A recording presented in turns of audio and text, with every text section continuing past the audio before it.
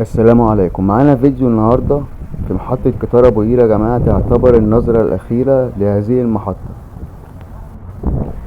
هصور لحضراتكم كل حاجة: خلع السكة الحديد وخلع القضبان والاماكن الفاضية مطرح القضبان وخلع الاشارات. هصور كل حاجة لحضراتكم ان شاء الله، ورفع المساحات في ابو قير ان شاء الله. فيديو يعجب حضراتكم، بس ياريت اللايك والاشتراك عشان يوصلك كل جديد ان شاء الله.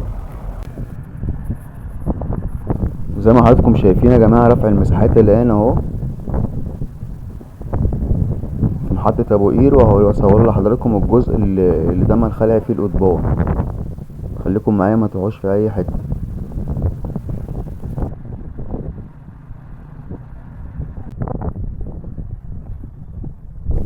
وده يا جماعة اشارات قطر ابو قير اهي بعد خلعها قدام حضراتكم. وكمان المكان يا جماعة اهو اللي تم الخلع فيه القضبان. زي ما حضراتكم شايفين كده يا جماعة، بصوا كل المكان ده فاضي اهو. يعني وداعا قطر ابو قير ومرحبا مترو الاسكندرية. زي ما حضراتكم عارفين ان القطر واقف من 1/2 من ابو قير لحد المنتزه، وان شاء الله من 1/3 هيقف نهائيا يا جماعة. والمهندسين شغالين قدام حضراتكم اهو يا جماعة. وادي لحظة ازالة القضبان اهي، ازالة وخلع السكة الحديد لقطر ابو قير قدام حضراتكم اهو يا جماعة. يعني لقطات حصرية، ورب اكون عند حسن ظنكم.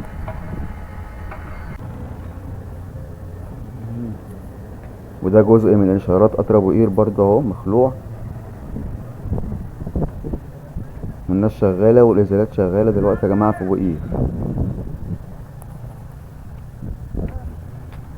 وانا كنت مصور لحضراتكم فيديو يا جماعة من حوالي يومين اهو، وقلت لحضراتكم ان القطر متجه لابو قير لحل القضبان وكده، وفعلا يا جماعة تم الحل اليوم النهاردة اهو. تم ازالة القضبان زي ما حضراتكم شايفين. وادي محطة ابو قير من الداخل.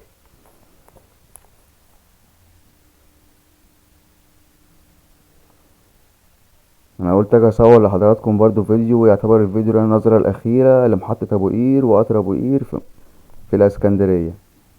وادي شكل مترو الاسكندرية ان شاء الله يا جماعة. التصميم هيكون نفس الشكل ده لمترو الاسكندرية. ودي يا جماعة اخر خريطة ظهرت لمترو الاسكندرية. ان شاء الله المشروع يتم على خير، والمترو هيكون افضل من قطر ابو قير بكتير يا جماعة.